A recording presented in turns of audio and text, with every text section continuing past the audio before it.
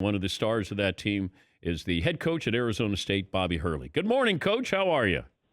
Morning, Dan. How are you, man? I'm doing okay. Did you watch the re-air of Duke and Kentucky this past weekend?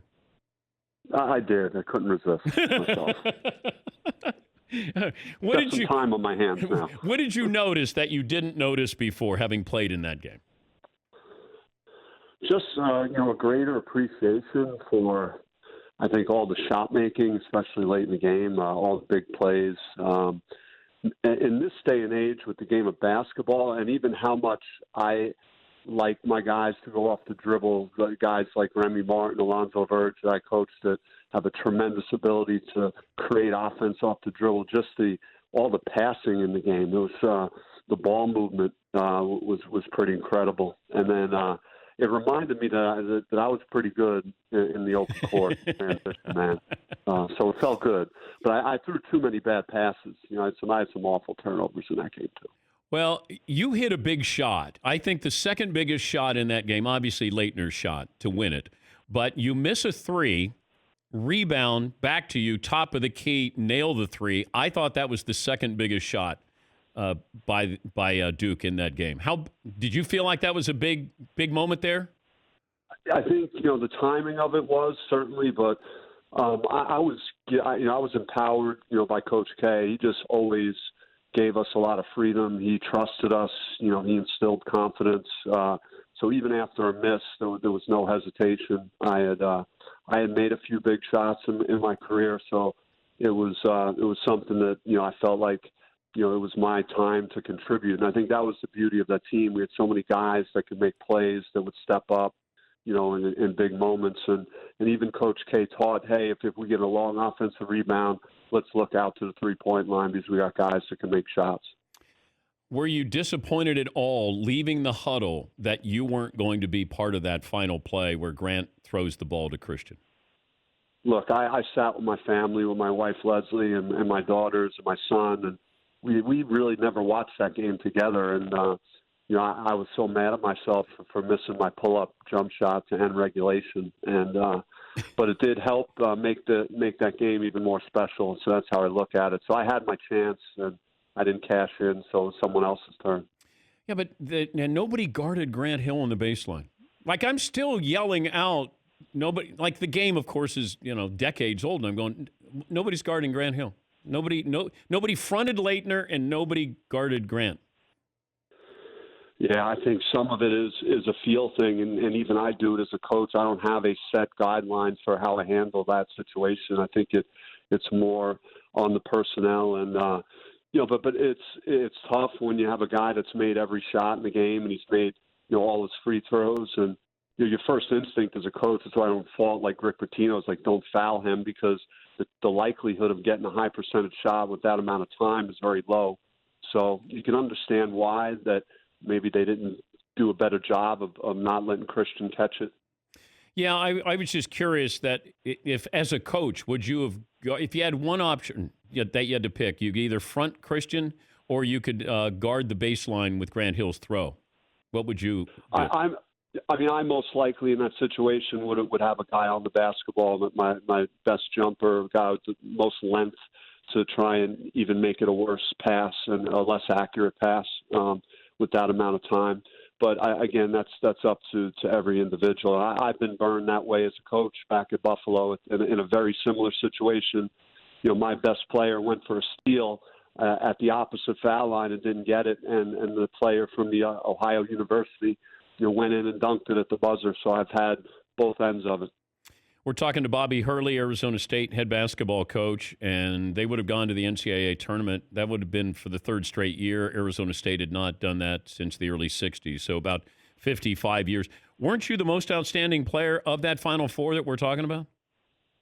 Yeah, Dan, I had broke my foot like in the middle of that season, so I missed like 3 weeks, and I was just starting to get back to where I was prior to the injury, and after Christian going 10 for 10 from the field, 10 for 10 from the line, getting 30, Bobby Knight was a pretty good coach, so he wasn't going to let Christian beat him in that national semifinal. I probably had, my best game of the season against Indiana in that Final Four, and then, we went on, and Grant was outstanding, Grant Hill in the Michigan game, Thomas Hill and Tony Lang. So we got a lot of our other guys are, that's why we're such a good team, really stepped up in that Final Four to help, when Christian wasn't at his best. Was Laettner upset that you got the most outstanding player? I don't think so. He had enough awards, Dan. I'm pretty sure he's pretty competitive, though. Case is pretty filled. he's pretty competitive, though, Bobby. Yeah, but he was a winner. I mean, he just wanted to win, man. He just really, it wasn't for him about the numbers and accolades. I mean, I'm sure he appreciated that stuff, but it was more about winning. I'm still fascinated when I watch I Hate Christian Laettner. Every year. It just feels like, hey, March Madness is starting. When's the I Hate Christian Laettner document, 30 for 30, coming on? What did you think of it? Yeah. Well, yeah, I mean, Christian was very, polarizing and especially opposing crowds. He would be a magnet for, their venom. And so it was, I think he enjoyed that role to a large degree. He talked about the feeling of sending everyone home that just yelled at him for about 2 hours. He enjoyed those last few minutes of those situations. When's the last time you talked to Coach K? A while back. We kind of via text more than anything. During the season, we're both super busy. With everything, and so yeah, it's been a while on the phone, but yeah, certainly we keep up with some texts. What do you do since you can't get out of the house as a coach? Well, I mean, it was tough that last day, and so much was unknown about the virus and the impact that it's having. So it's completely understandable why the Pac-12 tournament was canceled. The day we were supposed to play, we were there in Vegas ready to play, and just having to go into that room and tell our team that the season's over and all they worked for, there was going to be no NCAA tournament. And like you touched on, it would have been the first time since 1960. A guy like Remy Martin, who's one of the best players in the Pac-12, didn't get a chance to play in the Pac-12 tournament or the NCAA tournament. You have our seniors, Rob Edwards, Mickey Mitchell, that their careers were over, and so it was a tough day. And then you just move on. It's you stay in touch with the guys, make sure they're well. Like we have a meeting today with all the parents on the phone on a conference call just to make sure they have all the information that we could provide for them as we go through this, difficult time for the country. So trying to take care of ourselves, take care of our players, and, and focus on, getting through this. You got a basketball hoop at the house?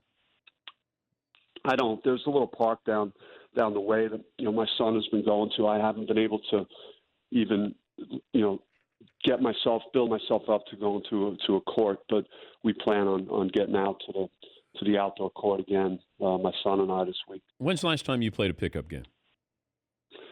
I played at the Final Four last year. It was like a celebrity game, and I think my coach was Shaq.